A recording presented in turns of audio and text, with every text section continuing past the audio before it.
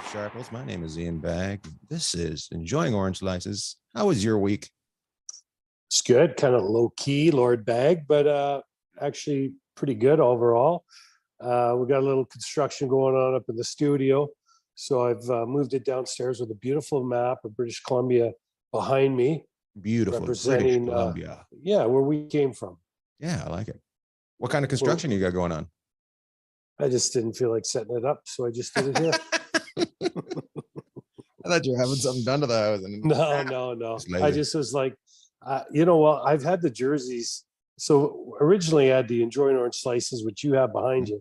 Right. And then somehow I lost my computer. Now I think I'm getting that computer back. So next week I should be able to go back with the Enjoying Orange Slice with Jeff and Ian with the oranges and the skates behind. But this week we're just going to go with beautiful British Columbia in the background. If you only listen to the show, you don't get to see our beautiful faces and you don't get to see our backgrounds. Jeff has always got something going on, jerseys or something, and I've always just got the boring logo. And today he said, "No way, that is fantastic." You didn't fly this weekend. I did, and it was a shit show coming back from Fort Wayne. Not on me though. Mine was fine. Mine moved quite nicely. But I was there at the airport at 6 a.m. and they made one of these announcements. The 6:30 flight, American to Dallas, has been canceled until 4 p.m. I'm like, yeah, I would not be happy. Now that's another way of just saying the 6:30 flight isn't going to go today because it's not going at 4 p.m. either. But it's we talked about this earlier, and this year it's like, all this capacity, they've added it back in, right? Everyone can buy a ticket, the airlines, but the staffing just isn't there. And then I had a little chuckle the other day. Buttigieg, what's he, the Secretary of Transportation or something? What's Pete? Mayor Pete. Okay, so he met with the airlines on like Wednesday, and then he had a flight from Washington, New York on Thursday, and had to drive because they canceled it just after he met with all the airline executives on Wednesday to try and get them to say, okay, we're going to be, we're going to be reliable this summer. That is so they canceled his flight. Everything's okay. Nothing to see here. Everything's okay. Nothing to see here.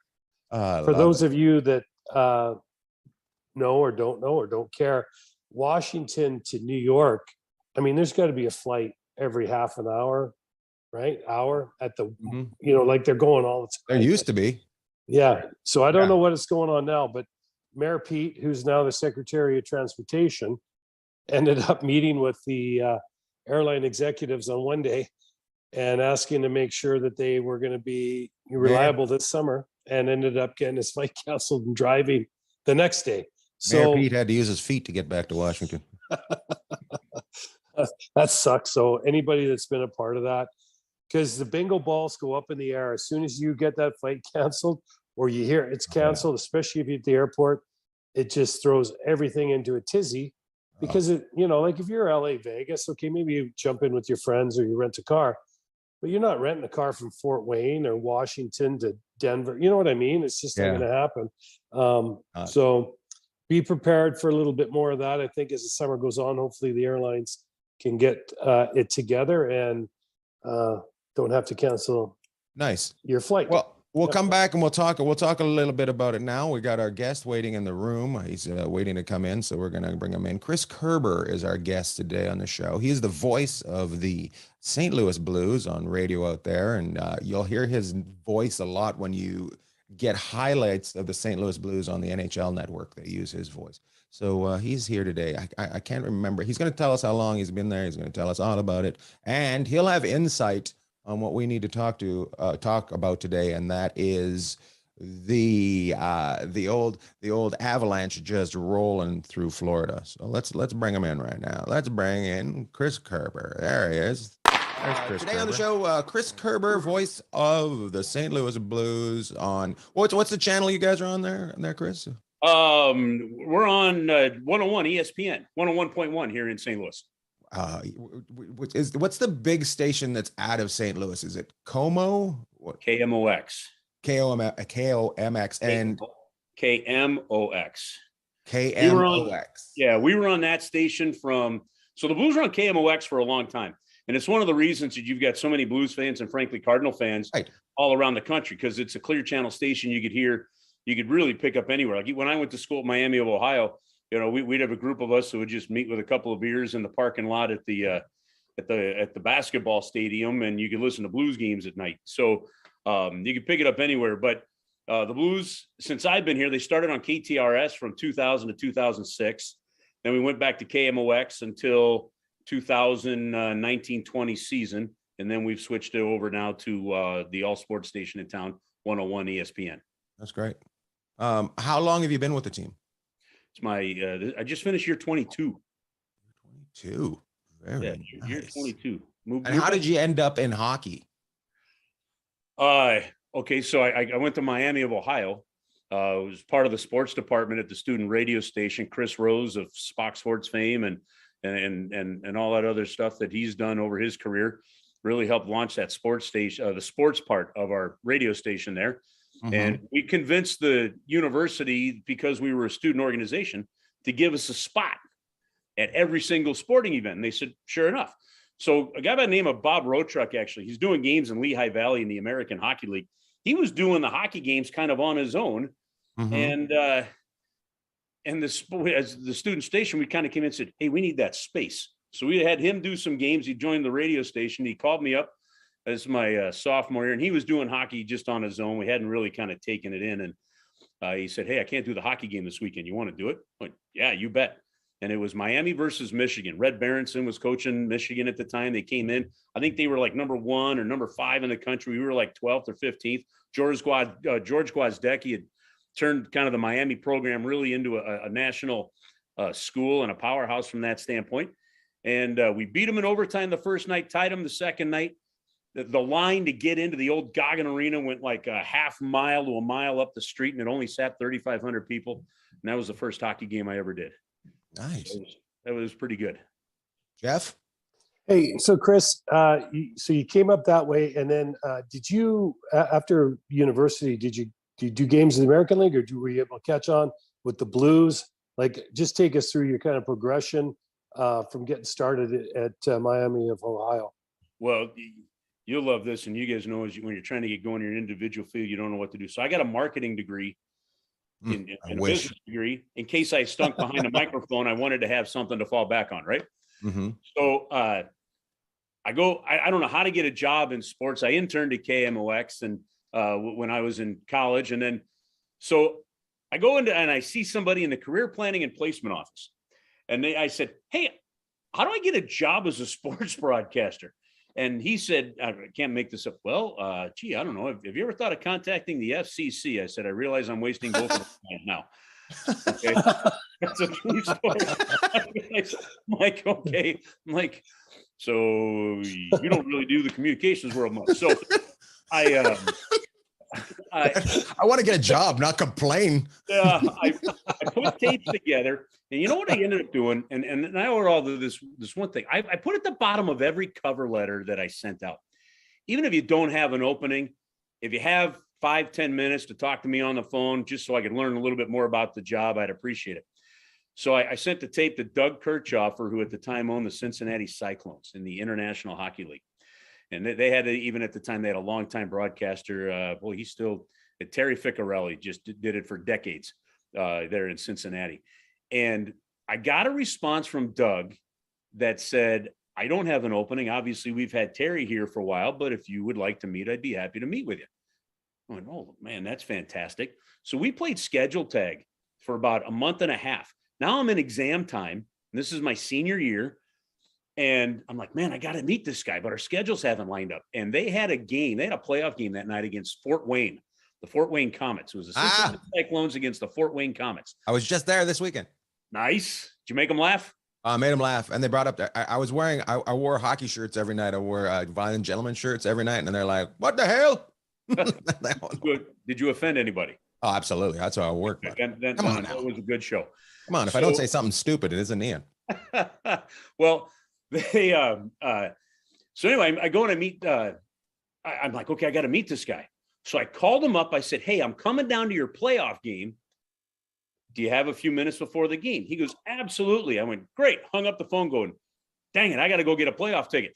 So I drove down to Cincinnati and walked up, got a playoff ticket. I got there like 3 p.m. because I didn't want to be late, sat in the car in the heat for 2 hours. We literally sat on folding chairs in a stairwell, had a great conversation. And I guess during that time we were playing schedule tag. He was affiliated and a part owner of the Birmingham Bulls in the East Coast Hockey League. And he said, our Birmingham affiliate is looking for a broadcaster. I'm sending your tape down to Art Clarkson, call him in a week. I called up Art. He had me come down for an interview, hired me, and a week later I was moving down. And so I started there in Birmingham, Alabama because of that meeting with Doug Kirchhoffer. So I did 2 years in Birmingham in the East Coast Hockey League. Phil Roberto was our head coach. And then I moved up to the American League in Springfield for 4 years after that. Very nice. What year was Springfield? Springfield was 96 to 2000. That's where I met my wife. She sold me a suit at Jay Riggins at the mall. Oh, very nice. So we're getting married in this suit. Hey, well, I often wonder what would have happened to the rest of my life if I decided I didn't want a suit. I might have. I mean, I don't know who I would have met. I mean, if I needed anything else, like if I had needed like watermelon or something like that, I wonder if like, what if I had ended up marrying somebody from the produce aisle? Life would have been different if you'd been gone shopping for clothes at Walmart. Yeah. Married a girl from there. I love it. Jeff, you would have been floating around that time. AHL. Yeah, actually IHL at that point. So Cincinnati might have that we were playing them and Fort Wayne in the I at that time, I believe. But yeah, probably I was IHL 96 to 2000, early 2000s, and then Right up to the with which team? Utah and Vegas. Oh, nice. Okay, well, listen, you. Yeah. So I tried to get your job. I did. So after 2 years in Birmingham, I said, okay, I got to get it. Here's what happened. I think Jeff was playing. He wasn't doing radio. I think it was. Oh, you weren't broadcasting those games. Oh, No, he was on the ice. I did the games. I'm like, oh, wait a minute here. He's trying to get my job. Yeah, I was like, well, no, well, this guy. Listen, I sent a.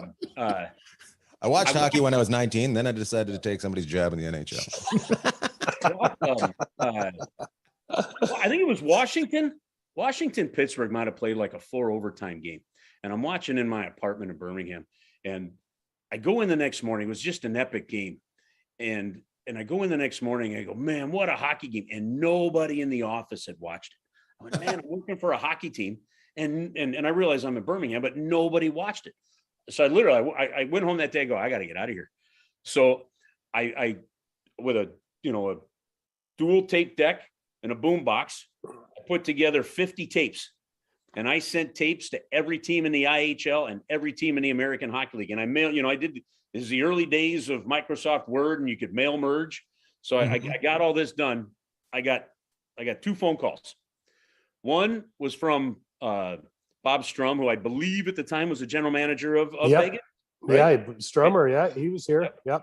One of my favorite people in the world because of this. I actually got a phone call after sending those tapes out, and he says, Chris, it's Bob Strum of Las Vegas. Listen, I just wanted to call you. I got your tape. He said, but he goes, your cover letter that I got was addressed to the guy in Long Beach. I went, okay, there's 2 jobs I didn't get. So apparently I put the wrong cover letter in the envelope. And then the other call I got was from Bruce Landon in Springfield, and that all worked out. That's the thing that people don't realize, though, right? We all, and this is for everybody. We concentrate on those calls that we didn't get, but the important things are those 2 doors that open. The guy, your name is in his head now. Who knows where it ends up? You didn't need it because you ended up going a different direction, but if it's only 2 doors that open up, that's fantastic. Like nobody gets 100% of doors. Nobody does. We all think they do, but nobody does. I have a folder somewhere in one of my files. It's got rejection letters from the Florida Panthers, the Nashville Predators, and I think I kept a couple of IHL teams responded. The one thing I took out of that, and so years later when I finally meet him in person, he was doing some scouting in Anaheim. And I told him the story, and it might have been my first year actually in the NHL in 2000. And I told him the story, and I've ever since then just had great conversations with the man. But I just appreciate the fact that he took the time to call, even if he said, "Hey, dummy, you sent the wrong letter my way." He took the time to call. So if I get emails from somebody, or I make sure you take the time to at least respond. If they send you something, I'll try to listen to it, give you some tips if I could, send it your way and stuff like that. But those that respond are really doggone good. I mean, I'm learning slowly how to do it. I mostly respond to hate right now, like when I get chirped onto it. So I've just got to start responding to the nice people. Yeah, okay. Telling everybody to fuck off. But you're too busy. Well, there's that, but then somebody say, "Hey, Ian, will you take a look at this?" And you watch it, go, "Oh man, they're just not funny." Just had it happen. And it wasn't a 3-minute tape. It was a 20-minute. And I was just like, why are you doing 20, first of all? And why are you sending me 20? So I had to lie after the first 30 seconds. Fantastic. Is that what you, yeah, that's a, keep going. So, right. So that leads you to this though. So this kid now, that man or woman now says, "Holy cow, Ian Bagg thinks I'm funny." See, this is like, there are some parents that should have been honest with their kids. Right. So don't go try out for America's Got Talent.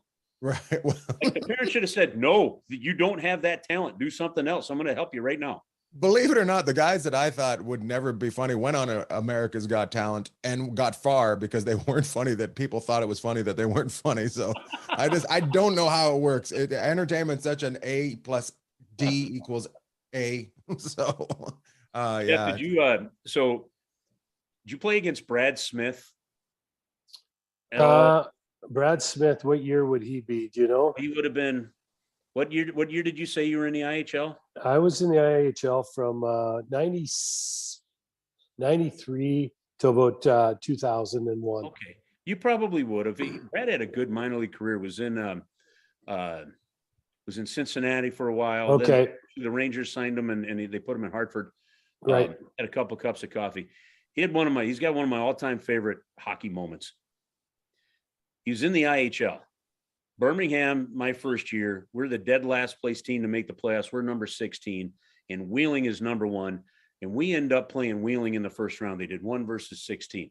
So because of that relationship and investment that I told you about with Doug Kirchhofer and Art Clarkson, we were affiliated with Cincinnati, and Cincinnati would send us a couple of players. So Brad had a couple of cups of coffee in the East Coast Hockey League with Birmingham. Well, we end up somehow in the best of 5 going up 2-0 on Wheeling, in Wheeling. Like we're the 16th, they're the number 1 seed, and somehow we're up 2-0 on these guys. So they come home for game 3, and Art Clarkson calls up Doug Kirchhofer and says, "I need Brad Smith." And Brad Smith tells Art, he says, "Art, I'm not coming." He goes, "I need him. I need you down here." He goes, "Fine, $1,000. I'll come play the game for $1,000. I don't think we had a cap at the time. Maybe we did, but we found a way to pay him, right? Get under the table. He was fine. So I go to the airport. I pick up Brad from the airport. I said, "What are you doing here?" He said, and at the same time, if you were the number 1 star of the game, you got a free Wittenauer watch. And if you scored a hat trick, you got a free 3-piece suit from one of the local tailors. All right. So Brad gets in my car. That is awesome. It was fantastic. Brad gets in the car. I said, "What are you doing back here?" He says, "I told Art." He said, "Pay me $1,000. And he goes, "And Curbs, I'm walking out of here with a watch and a 3-piece suit." Brad Smith scores a hat trick. We win the game. I was picking the stars. I named him the number 1 star. The next day I take him back to the airport. He's got $1,000 cash, a Wittenauer watch, and a coupon for a free 3-piece suit. And he went back up to the International Hockey League and kept going. That's awesome. That's great. What was the? Go ahead. I was just gonna actually, if you want to build on that, I got a question for him after. So go ahead, Lord Bagg. At what point do you go, "This is fantastic, but I got to move on to the next"? Like, because that giving away those prizes to guys, I think's exciting. I think that should be almost in the NHL too. You know how they give away a car at the All-Star game? Yeah. I think there should be some sort of, maybe it goes to charity, but the player of the game comes out and gets something, whether it's a gold stick or something, a sponsor, because they're always looking how do we put sponsors into the game, right? Right. So Well, how fun would that be? Well, it'd still be fun. Not to be a three-piece but- suit, but you know. No, but it just, well, the thing of it is, because of salaries now, I just don't think it's going to matter. Okay. Right. Like, But again, if it goes, this guy came but if it down, goes to that- charity, like well, in somebody's name, I used to have like when I used to do a radio show here, and we had a jewelry store, and we gave the guys like $100 gift certificates to the jewelry stores. Okay, well, guys are making millions. Like, what do Right. you want to do with that? You know, they're cheap. They'll take it. what's that, 3% off? You Yeah. know, so yeah, they'll do it. Teams, it's, you know, those relationships between it's changed so much even in the time that I've been in the NHL, and the advent of social media, the cameras on phones, and these pro athletes, and I'm not knocking them in any way. I think there are plenty of them that do amazing things in the community, jump around and stuff, but they've got to be so much more careful in terms of what they're doing and how they're doing it. So even stuff on ice, you got to be somewhat careful, because if it's too gimmicky, players are like, what are we doing here? Right. But man, in the minor leagues, that I still, man, we did one night, and this is my favorite part. I mean, I learned a ton from Art Clarkson and Steve Chapman, who's Art was our team owner, Steve was our assistant GM. Now actually works with us. Steve works with us here at the Blues, but learned so much those first 2 years about promoting and things like that. So Art was one of the first guys to bring in Ted Giannoulis, the famous chicken. You know, different things. So even back in like 94 to 96, here's the famous chicken making $10,000 an event, you know, to show up and to show up and do it. So I think it's a lost art to some degree, but I think we got to work it in somehow. I really do. Well, Yeah.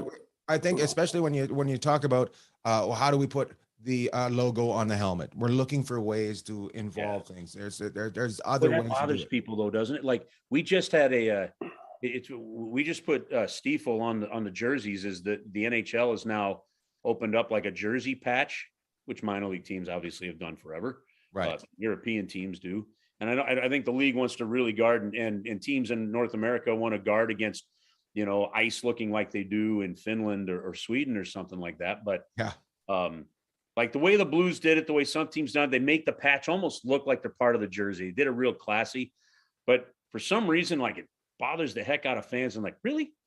Like, you don't care if a number's here, there. Like it's not that big of a deal. But yeah, they've got to keep finding revenue streams as costs keep going up. I think the minor league team should go the way of the Europeans with all the logos all over the place. They should be like that. They should have everything covered. They should be. Well, NASCAR. a lot of them are. But well, I'll go back to this one promotion. So we sold out 17,800 people at Birmingham Jefferson Civic Center for East Coast Hockey League game, just because the famous chicken's coming into town. And he comes out onto the ice and he does some kind of, you know, not chicken dance, but he does some kind of like hip hop dance. And the crowd goes nuts. Coming out the corner door, then a guy dressed like Barney the Purple Dinosaur. And Barney absolutely shows up the chicken, shows him up, just dances like he belonged to New Kids on the Block. I mean, this guy, the dude, all right? So the Barney's leaving the ice with his arms in the air. He's cheering. He's happy. And the chicken just jumps Barney from behind and starts beating the crap out of him, just pounding him. All right. So at the end of the arena, we had a stage where our cheerleaders danced right near where the Zamboni came onto the ice. And during the second intermission, might have been the first, but I think it was the second, the chicken starts walking around on that stage with Barney's head on a hockey stick. Okay. Now picture this though. We've sold out the arena. Parents have brought their kids. Right. Dude, I'm telling you, the next day we had to take several hundred phone calls from parents in there like, yes, ma'am. Here's some free tickets to our next game, because so many kids walked out of there thinking that the famous chicken had killed Barney and Barney dead. So, I mean, we had to give away 300-400 tickets because parents are so ticked off that their kids That's good, right? Giving them away, getting them back into the building for another game. Bring them back in. Buy more popcorn. Go ahead, Jeff. Hey, Chris. So just change gears a little bit. You know, and I think one of the things I like is because of where, you know, everyone comes up, most people come up through the minors like you did. You see some crazy stuff and you're part of stuff that you just shake your head at. But as you get going in the NHL, you know, it's a lot more, it's a big business now. But I'm kind of curious, some of the people that are mentors or some of the announcers, the play-by-play people that you've looked up to over the years in the league, around the league, radio, TV, Just some people you've maybe modeled yourself after a little bit, on and off the, in and out of the booth, on and off the ice. Well, dancing around all over the place on that one. Working now with guys like Darren Pang and John Kelly, I learned so much just even talking to them, or even just talking hockey, how they view it. Darren Pang is just one of the most prepared guys you're ever going to be around. My first 18 years here with the St. Louis Blues, I worked with Kelly Chase. He took me under his wing, introduced me to people, just treated me so well, made it so comfortable for me to develop my own personality and my own style at this level to become really comfortable. And so, I mean, Chaser was just outstanding. Growing up, I mean, here in St. Louis, the broadcasting legends from St. Louis are amazing when you go back to Harry Carey, Joe Garagiola, Jack Buck, Mike Shannon, Dan Kelly on hockey. Then Dan Kelly gave way to Ken Wilson, who did 20 years, and Ken was as smooth as they come. You know, you still have Joe Buck and what he's become, you know, here obviously, and John Rooney now with Cardinal baseball is still one of the absolute, I think, best voices in the games. So I think you learn from all of them. Ken he listened to my tape when I was in college, critiqued it when I was in the East Coast League, the American League. Then I worked with him my first few years here, was always really, really good to me in that sense. Guys like Doug Kirchhoffer, Art Clarkson, working in the American League for Bruce Landon and Wayne LaChance might have been the best thing that ever happened to me, really, working for those two. They taught me so much, not just about the business and doing games, but just about life. I mean, I love those two guys to death. So there's been a lot of people that help shape you, and shoot, at the base of it all is just my dad, who our mom passed away in July of 93 of cancer. She was only, I think, 40, maybe 46. And I'm the second oldest of 9. I was 22. So I had a lot of younger brothers and sisters, and Dad did a great job of keeping everybody together. And, he's still here. And so a lot of different influences in there, but even currently in the game, being able to talk broadcasting with guys like Pete Weber in Nashville, Chuck Caton, when he was doing games before he was treated completely wrong by the Carolina Hurricanes ownership there. Those guys, are unbelievable. Nick Nixon in Los Angeles. Yeah. And, you just go through the list of guys that were here before you, talking, with Sam Rosen. Joe Micheletti is one of the absolute gold standards in the National Hockey League, and it goes on and on. So it's been, there's so much guys. It's a great fraternity. And if you're smart and if you try, you'll learn something from all of them. So just to build off that question, so you guys have your fraternity, you guys are brotherhood, really, because you have to be, even though you brought up Nashville, well, that's a division opponent for you. Obviously, those games get pretty lively. And so, Micheletti's out, I believe, with the Rangers, right? So you might only see them a few times a year. Hey, how are you? Kind of like old home week. But just talk about, when you come in, obviously, Nashville over the years very well, but how does that go? I mean, you obviously do basically, I'm guessing, setting up for the game, a pre-scout, for lack of a better term, but just share like how you interact with the other people that are doing radio or TV for the teams that you're going to play against or around the league when you're looking for something. Well, you could either text them or call them. Like, for example, last offseason when the Blues made the trade for Pavel Buchnevich, I sent a text to Kenny Albert and to Joe Micheletti and said, hey, what do you guys, what kind of guy are we getting? What kind of player are we getting? Get their thoughts. And sure enough, they talked about it being a great guy in the room, great sense of humor, smart hockey player, two-way, and you get the scouting report. And exactly what they said is exactly what we saw from him this year. There's that. When you go in, to a morning skate or maybe to a game, if there's no morning skate, you always make time to go say hello to the guys, and you find some time and you'll talk to Bull, how you're doing. You catch up with, what's going on with each other, but then you spend a few minutes talking about your team, and you'll get more for your broadcast from them because they do their games every single day, and you'll take notes, based off of that. But it's always good sometimes, depending on the game. If you're going to see, if you're not going to see him, you text them. Randy Hahn, another one out in San Jose, longtime guy, classic call from Randy, but also did, I think it was San Diego Sockers in the old MISL, the Major Indoor Soccer League at the time. and stuff. But so guys like that, you talk to, and you just talk about their team, how you're doing. You definitely go through the list and go, how do you say this guy's name? How do you say this guy's name? You know, and so we start with, tell me how to say your guys' names, and we'll go from there. Nice. Very good. Like Lord Bag. Well, Chris, so you get to a point, you're with the team, and suddenly you see this team, and they're losing before Christmas. Coaches has changed. You see a new coach come in, and all of a sudden you see a new life happen. At what point do you think, man, we might be able to do something here? This team might be different than all the other ones that I've seen. I think that point was probably, so you're talking about that 18-19 season when the Blues when we won the Stanley Cup.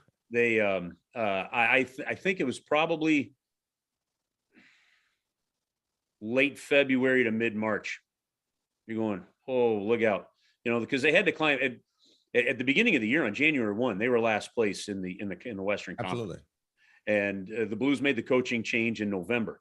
So it wasn't like Craig Berube just came in and things turned on a dime. It still took a little while, you know, to build some things up. So he took over a game in Nashville. I believe we lost that game, and then we came home. We won the next one. They started going, well, the goaltending situation just wasn't settling down.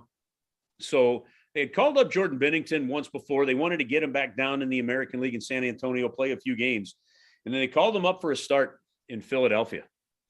And he shut out the Flyers. I think it was 2-0 in that game on January 7th. Mm-hmm. And his mojo just gave this team the confidence that they ran with. And look, that previous offseason is the offseason where they made the trade with Buffalo to get Ryan O'Reilly. They re-signed David Perron. They brought in Tyler Bozak. There was so much right that this was not just a team. On paper, wasn't a bad team. This was a team that on the ice should be better than the results they were getting. And Craig Berube walked into the room, and he just took the stat sheet, threw it away, said, forget about how things have gone. Let's start now. And they built something. And my goodness, the confidence that they just built and how they started to play for team and fight for team. And by the time the playoffs started, there was no team in the NHL that wanted to see the St. Louis Blues. Mm-hmm. And by the way, that season, you go back to it. It wasn't like we finished 8th. I think if I'm not mistaken, that season, the St. Louis Blues ended up climbing all the way up to like 99 points. Right. You know, I mean, it was really an amazing turnaround what they did in that stretch. Absolutely. I remember doing a joke in December in St. Louis on the radio. Every plane in the NHL could crash, and the St. Louis Blues still will not make it to the playoffs. People remind me of that all the time after that. Well, I'm frankly, to be honest with you, I'm glad neither of those things were true. It's probably best. It's probably best. Hey, Chris. So you've got some players there in St. Louis, or you've had them. I just go back to the year you guys won the cup, and I remember sitting down in our seats in Vegas here, and we're season ticket holders, got in on the ground floor, and when your D, exactly. I don't know why I threw that in there, but I guess I'm just trying to make the point. I'm actually go to games once in a while. You got to get a hold of Shane Knight. You got to join their alumni association. Yeah, well, no, I just actually was with Shane last week, and I saw him at an alumni associate event that was gave away in Vegas here, which is a great. I'll give it a quick plug. They gave away for 800 cars. They gave out $50 in gas, $40,000 between the alumni association. Yeah, it was like back in the day, it would have been a full tank. But Shane was there. He's the vice president, along with Derek England, who's the head of the Vegas Golden Knights alumni. Those guys do a great job. So, but a quick plug for that, because it was unbelievable. We were there. It was unbelievable to see how the people responded. People were parked there at midnight waiting to get up and get gas at 8 a.m. It made a huge difference. That's the kind of stuff, as you know, the Blues are huge in the community in St. Louis. That makes a difference. But one of the things, just getting back to what I was going for, here's one of the things I noticed about St. Louis, and of course, the way their defense and their team was built. The defense was massive, for starters, mobile, and and of course with O'Reilly and Prawn and those guys, you know, they've got and Shen, a lot of skill. But one of the things that I think St. Louis does is they almost kind of play a throwback game one of the more physical teams in the NHL still to this day. What did you see from Pietrangelo, O'Reilly, Bennington to make that team, to kick it into the next gear and to make it the team that no one wanted to play? Because, I mean, they end up winning the cup in 7 games in the Garden in Boston, which I don't think anybody would have foreseen. So what kind of got them going after the coaching change with Coach Berube? Well, they started to believe in themselves. They started to get excellent goaltending. And that's obviously the backbone of it all. But you're right. They had big defensemen. They had experienced defensemen. You had Jay Bouwmeester. And so while you've got Alex Pietrangelo on your top pair, you've got Bouwmeester and Parayko, as the next. And then you had Joel Edmondson and Robert Bortuzzo, and I mean, so 6'2" was the smallest defenseman of the bunch. Right. So I mean, it really was something else. But you're right; they're all mobile, and even so, a guy like Colton Parayko, there are teams in the NHL where Colton right now would be a number 1 defenseman playing 27 minutes a game, getting power play time because of his shot, and because of the type of players like Petro here or now Krug or Falk, the power play time just hasn't come for him. But that guy was on your shutdown pairing with Jay Bouwmeester. So then you go to the forwards, and then they were just deep. And look, they were led by Alexander Steen, who at the time was really the heart and soul of the team, and just one of the. I think you can make the case. You can make the case statistically that maybe you should retire Alexander Steen's number 20 in terms of where he ranks in games played, points, and then what he did to help bring a championship to this team. And just another cast off of the Toronto Maple Leafs, by the way, there, right? At the time, listen, when the Blues acquired Alexander Steen, Ron Wilson was playing him in a 4th-line role and not happy with him as a player. So the Blues acquired him and Carlo Koliakovo for Lee Stempniak. And Alexander Steen just plays the next, 10, 12 years with the St. Louis Blues and becomes a leader on the team. And, everything great about the game of hockey permeates through Alexander Steen. But anyway, you had Steener that was leading the way, that pulled it together. David Perron comes back to a place he wanted to be. Ryan O'Reilly was just a beast in every aspect of the game for the team. Then you can't forget about like Pat Maroon and the swagger that he brought. And the Blues have missed that aspect in their lineup the last 3 years, while he's gone on to continue to win cups and go back to the finals like he is now. So they had all the elements. But you had a team, Jeff, that was so deep. Your 4th line in the playoffs became Alexander Steen, who had to accept that role and did, flanked by Ivan Barbashev and Oscar Sundqvist, and these are, they could not only, they could defend any top team line in the league. So your 4th line now could go head to head with any top line. And by the way, they're going to score on you too, and so that was really one of those just great swagger things. And the unfortunate timing of it after winning the cup was when everything stopped and sports from the world paused in March of 2020. The Blues were first in the Western Conference. Colorado was dealing with injuries. And yeah, we had just lost Jay Bouwmeester, when he went down with that cardiac episode. But you still had Alexander Steen, you still had Alex Pietrangelo, and you still had Jaden Schwartz. And you had these guys, but because of the pause and then the bubble comes and everybody got healthy again, the Blues truly didn't get the real chance, I think, with that same group to defend that cup. And then because of free agency and injuries, Carl Gunnarsson was the other key. I mean, he scored you guys know the urinal story of Carl Gunnarsson in game 2, don't you? You ever hear this one? Oh, no. This man. So it's game two in Boston. The Blues lose game 1. They go into game 2. Now, the Blues they'd been to the Stanley Cup final each of the first 3 years of their existence, but they didn't win a game. They were swept twice by the Canadiens and once by the Boston Bruins in the famous Bobby Orr goal, right? Okay, so the 19 was the first trip back to the Stanley Cup finals since the 69-70 season. They lose game 1. They go into game 2. Carl Gunnarsson in the 3rd period has a glorious opportunity to score. I think he hit the post, or maybe it went wide. Well, during the intermission between 3rd period and overtime, Carl Gunnarsson's got to take a leak. He goes into the urinal that was being shared with the coaches, and Craig Berube and he are both taking a leak at the same time. And while they're relieving themselves, Carl looks over at Berube and says, "I just need one more chance. and I'll get it. And it was Carl Gunnarsson that put the slap shot in for the game-winning goal in overtime. So those are the great Stanley Cup war stories, aren't they? Yeah. Like, being coach, I've peed. I'm like a racehorse. I can go faster. So, but they put all that, they put it all together. And then because of free agency and injuries, Carl had to retire to injury. Steiner retired to injury.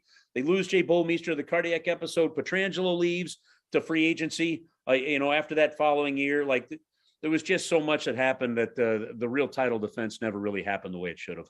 Well, and they came back this year and they looked really good. And it looked like they kind of got themselves back going. But I think you see that with a lot of teams. You take away some of these glue guys, these core guys, and it makes a big difference. And I guess for someone that might not know Steen as well, or maybe is a player that maybe, and I'm going to compare him to, you tell me if I'm off base, but he kind of reminds me of a Landeskog kind of player.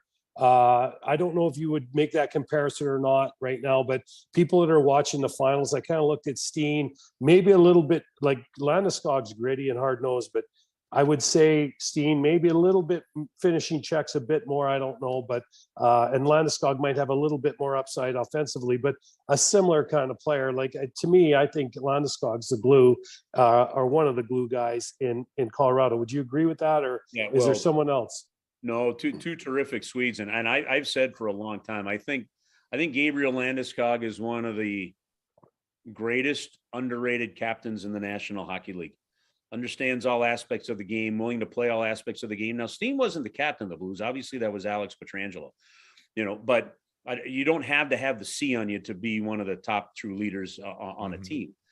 And that's not, I'm not taking anything away from Alex Petrangelo as a captain. This is just focusing on the type of person and leader that Alexander Steen was.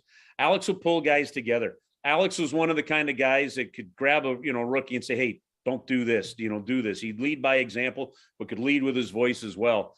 And he just grew to understand the history of St. Louis. So you mentioned the Blues alumni, and there's over 45 former Blues that live in town. They do so much in the community. It's one of the best alumni associations in the league. And Alex took time to get to know most of those alumni, and he knew the history.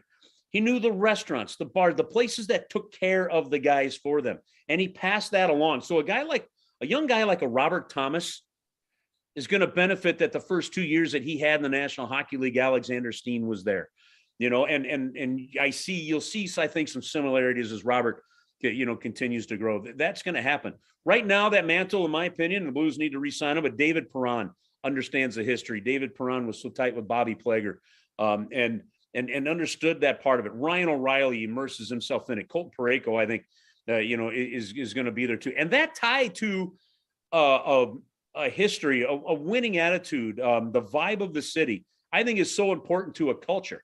But that's also why, Jeff, Landeskog had, when he first came in, Landeskog had guys like Milan Hajduk, right? He had other terrific players around him when he first came into the league that he could learn from. And so he's able to pass that on even to a Nathan McKinnon or say Matt Duchene when he was there. And those veteran guys. When I look at teams like the Edmonton Oilers, the Buffalo Sabres, the Toronto Maple Leafs, and I look at how long their rebuild has taken, and how long it took them to be good or just make the playoffs. I really think it's because, one, they were so bad. They had all these high draft picks. They bring them in. Some of them, like when Edmonton gave Taylor, Hall, and Nugent Hopkins all their 6x6 deals and basically didn't keep them hungry on bridge loans or whatever, and didn't bring veteran players in to help teach these guys and maybe pay those veteran players more. Say, look, we're not going to be very good, but I'm going to pay you well, and you're going to help bring these guys along. I think that's one of the biggest reasons that those three franchises struggled for as long as they did to turn the corner, because they just didn't have that kind. Buffalo had it in O'Reilly, and thank God they didn't want him, because boy, oh boy, are we glad we have them. But those guys are so important to the game. Nice. Right on. Hey, what you've seen the two teams in the finals. Obviously, Tampa has been there.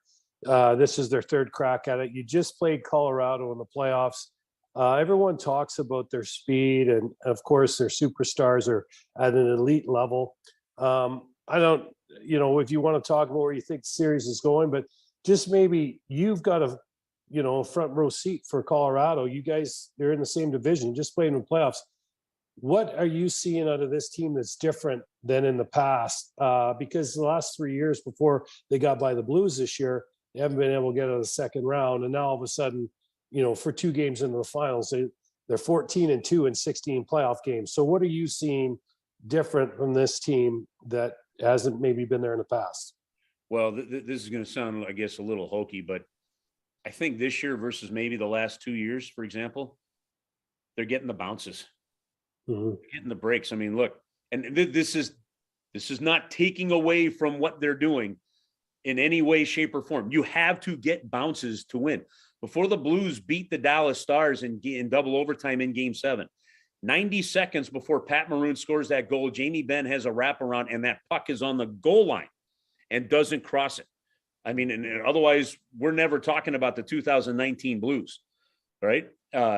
So I think they're getting the bounce. Like, they faced the Nashville Predators, who were nowhere near as good of a team, even with UC Saros in net, but UC Saros wasn't in goal. Right. Okay. You go into the second round. Look, a healthy Blues team would have put them even closer to the brink. I don't know. I still think the Blues could have won it. Would they have? I don't know. But you lose with 5 seconds left in Game 6. You took them to Game 6, and you took that after they ran your goaltender.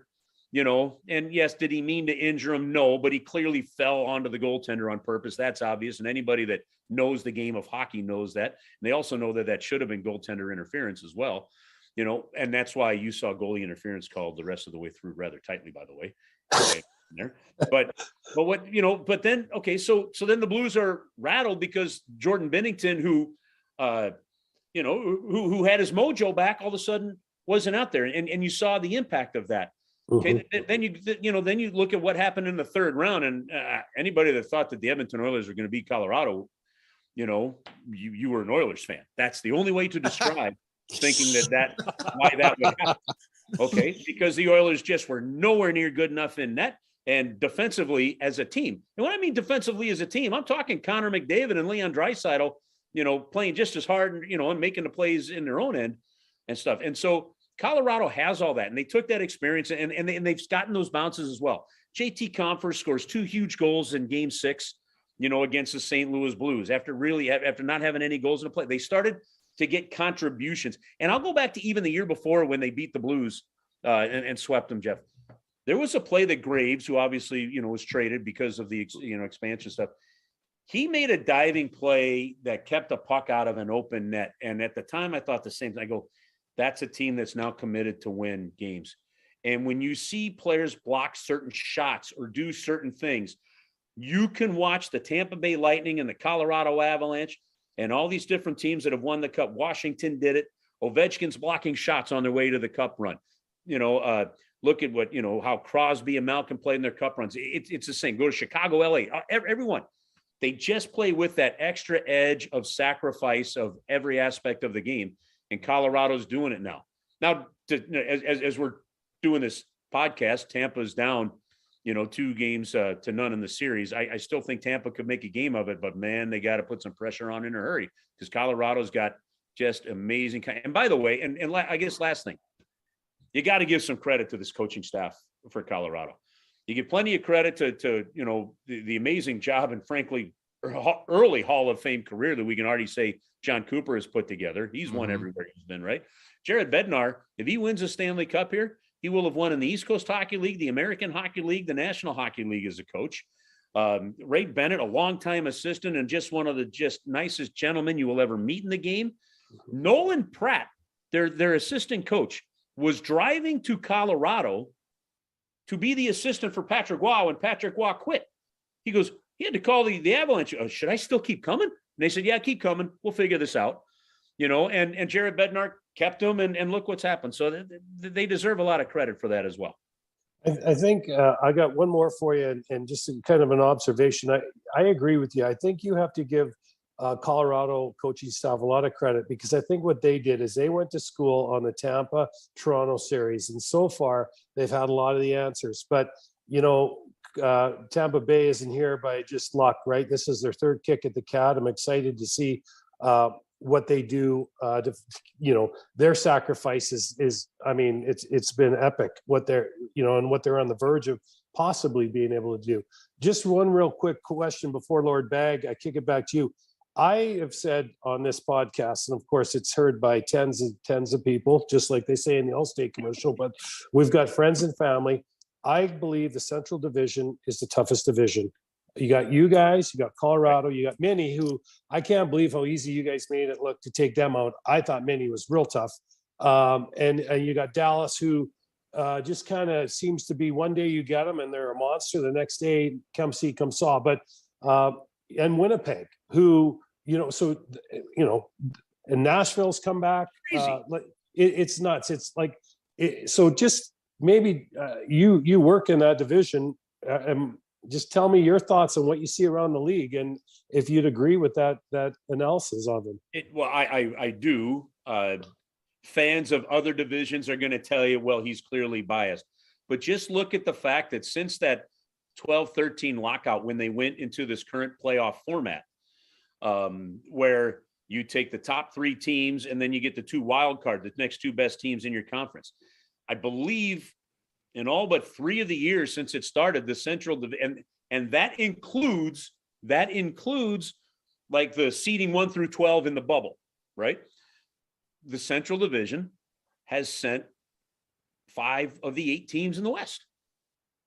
They've sent 5 of the 8 teams, and it's always, and it's been a battle in there. Look, mm-hmm. Nashville made the playoffs. They're a good physical team. Are they as deep as other? No.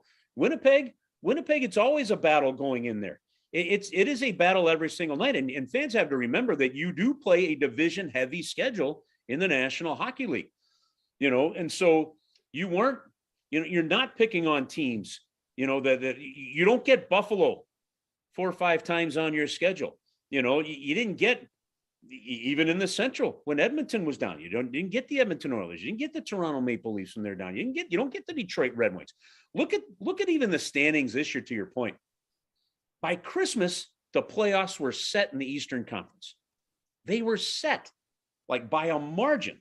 And that just wasn't the case in the West. You throw the travel, the size, the style of play, and this Central Division is tough. I mean, even Chicago, with them being back down, but they obviously they were up and great for a while. Then they swooned down, but you still go into Chicago, and man, for a while you're dealing with Fleury, who could steal a game from you. It's still Taves, it's still Kane, and obviously Seabrook retired to help them with cap situations and things like that. So there's, those are, there is going to be a little ebb and flow, but the competition is nasty in the Central Division. I absolutely agree with you on that one. Lord Bag. I guess we'll end it on this question. We'll end goalie gets hurt. Kadri's doing an interview. A water bottle flies by a Kadri. Were you around for that? What? Just take us through and let us know what you think. Were you like, oh shit, or you're like, no. What are you gonna do? Suspend the goalie that got run over on purpose? Right. Hell with that. Listen. I love Jordan Binnington. I love his swagger. In my 20 plus years with this team now, and we've had some good ones. I mean, the team went to the conference finals with Rome and Turek, and then for a long time there was and then of course they won the President's Trophy the year before with them. There's been a lot of different goaltenders. I haven't seen any one of them control like almost an attitude of a team the way Binnington. And does he go over the top a little bit the way he swung his stick at Kadri? Yeah, I mean, the way he hit Bishop with his stick in the playoffs last year. And can he cross the line emotionally? Yeah, but that's who he is, and that's how he plays. And if we see that kind of emotion from a skater, everyone's like, that's what you need to play the game of hockey. Well, I don't mind seeing it from a goalie either. And so 2 things still have to happen. Two things still have to happen for Jordan and over, the rest of his contract here with the St. Louis Blues. He's got to score a goal because he can play the puck. I think Jordan Binnington plays the puck as well, if not better, than anybody in the National Hockey League. And then start watching that. Yeah. Oh yeah. He absolutely is fantastic with it. In a second when he's got to get into a fight. I mean, he's just going to have to get into a goalie fight at some point in time. I mean, take the suspension, take whatever, but at least it becomes legendary. But I just think that if Jordan, he's got that fire. So he leaves the arena to get checked out. knowing he's hurt. He gets back to the arena, and when he gets back to the arena, here's Nazem Kadri, who they clearly have a history. Right. They clearly have a history. If you watch the games between these two teams in the crease on Spearin, okay? And he takes out. He's got a water bottle. It's empty. It's in his hands. And he ends up throwing it kind of at the feet, and it lands a few feet shy of it. So when Jordan finally, it isn't a spiral. It's just he didn't. No, there's no spiral, no full, no get him. Although I think he wanted to. So when Tom Timmerman of the St. Louis Post-Dispatch, so Jordan didn't meet with the media afterwards, and with COVID, nobody still goes in the room. So you get select players coming out at the end of the season at locker cleanout. Bennington comes in, and Tom Timmerman was the one that asked the question, which perfectly good, fair question to ask. Can you want to talk to me about the water bottle thing? And he goes, it was a God-given opportunity. But he says at the time, he says, well, I came back from getting examined. I see him down there smiling. He goes, I couldn't find a recycle bin. I start snorting. I laugh in the back of the room. So as he's walking out, I said, okay, great line. Like, I mean, I love the quips from this guy all the time. I think it's fantastic. He goes, no, Kerbs, I'm serious. I couldn't find this recycle. I walk from the cars. I come all the way around. I can't find her trash can. He goes, I found one, but there wasn't a bag in it. I didn't want to dump it in there. Then I had it in my hand. I saw him smiling. I went, oh, well, and there it goes. You guys should try to get some sort of deal with a recycling, like with Missouri Recycling, to get him to always find a recycling. Well, if you can't find Kadri, find a recycle bin. Yep, I think we definitely just put a recycling bin at the end of the bench and in his locker, though, and then we'll be fine. That's awesome. Can I add one more onto that, Jeff, and then I'll let you wrap it up. And that is, do you think you come back with the same two goalies this year, or is Husso gone? No, I think Husso's gone. It's interesting. The Blues started the playoffs with him, right? And he gets that great shutout in Game 1 up in Minnesota. But then things settled in a little bit, and it's not that he played poorly, but Bennington had this issue. Bennington at times didn't really play poorly. It's just look up at the scoreboard and 4 goals are on the board. And you're like, right. And we weren't as strong defensively this year, going through some adjustments as we really were. And this was still a team that won as much as we did and scored as much as we did. What teams do you think should be on the lookout for him? Ville Husso being an unrestricted free agent, he's going to get some looks, and it'd be smart for him and his agent to let that happen. The Edmonton Oilers have got to potentially look at him, or at this point, the Edmonton Oilers say, we got to make a deal and get a veteran. We got to get somebody we can believe in, without a shred of doubt. That's been one of their bugaboos for a long time. I think there's an opportunity there. Other teams, around the league, Carolina could be an interesting one, for me along those kind of lines. Maybe Buffalo as well. So I think he's going to get some looks. And I just think because of the cap situation, Ian, it's going to go up to 82.5.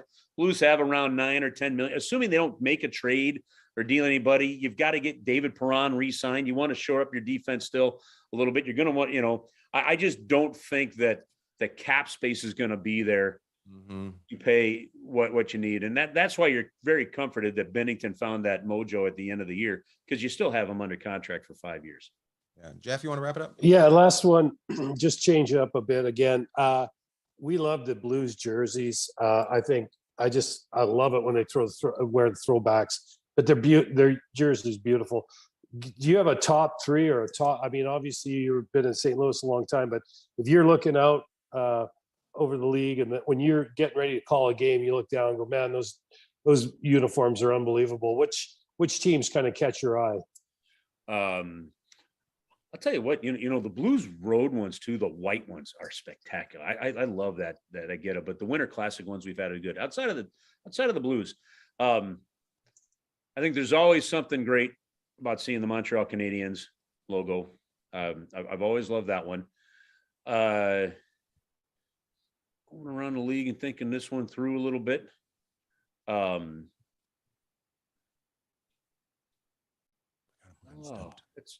Everybody else is ugly compared to ours. Yeah, no, I'll share a real quick story for you on this one in a second here, once I figure out if I can answer your question here.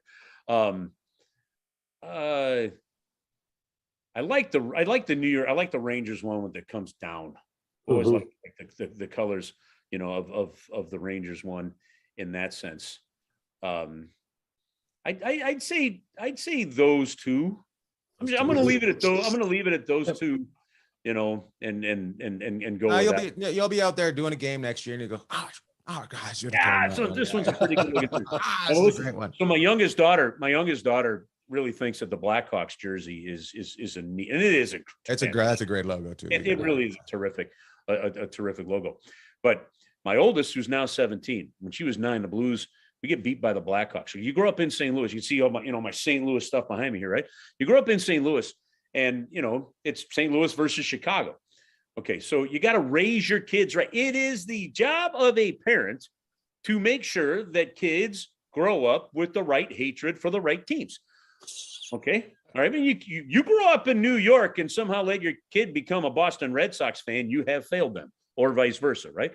Okay, so we lose to the Blackhawks in 6 games. We had a 2-0 lead in that series. Blackhawks come back, they win the next 4. We're going game 6. We're tied 2-2 in the 3rd period. Pizza gets served up to Taves, bang, goal early in the 3rd, series over. We couldn't recover. So we get home, and the next day, so I have 3 daughters, and my oldest, she's 9. She's sitting at the table, and she's really kind of started getting into hockey, and now she loves it. She's a hockey nut. And she says, you know what? She's eating a bite. She goes, I guess with the Blues that now, I guess I'll root for the Blackhawks now. And I just looked at her, and I said, go to your room.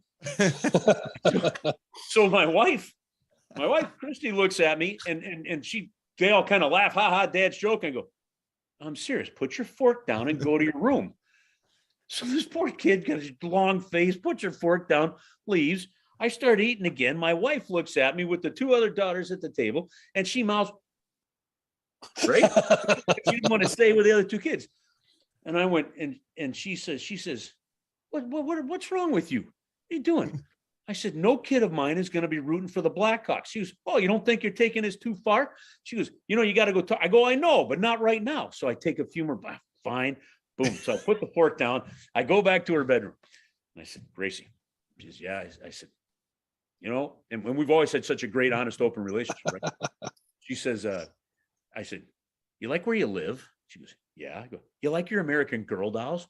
Yeah.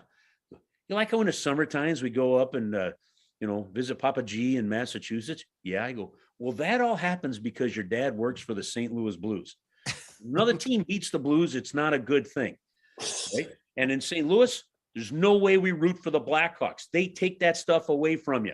You got it? And she goes, got it, Dad. And I said, while we're at it, no Cubs or Red Wings either.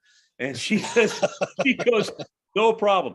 So fast forward about 5 days, she gets off the bus and just tears coming down her face. Girl dad, right? I'm ready to kick the snot out of every 4th grade boy that's getting off the bus saying who picked on my kid, right? And she says, I go, what's wrong? In the midst of sobbing, she says, you know how you said in our house we don't root for the Blackhawks? And she's sobbing. Yeah. She goes, well, I had to tell my friend, Lacey, whatever her name is, I had to tell Lacey she couldn't come over anymore because she's a Blackhawks fan. I said, whoa, too far. She can still come over. But you got the message. Got to raise your kids right, don't you? That's awesome. That sums it up too in the Midwest. I love it. I love it. Thanks, Chris. You can listen to him on ESPN 101 in St. Louis, doing 80 games. You're back traveling with the team. You travel with the team. Yeah, back traveling. It's great. So we can actually when you're out here. Stuff. Yeah. Next time you're in Vegas, we'll make sure you meet up with Jeff there and say. Oh, I definitely want to do that. You bet. We appreciate you coming on and telling your stories. It was fantastic. Yeah. Hey, love talking hockey, especially with you two. So keep it up. Great job with. So, what do you mean 10s and 10s? It's at least 11s and 11s because I watch it. Thanks, Chris. Awesome. All right, really guys. appreciate it. Have a See you, bud. Bye. Okay. Take care, Ian. Keep them laughing. Thanks, Bob. That's good shit. This is great. I love that he thought you were an announcer. He is coming to take my job in '96.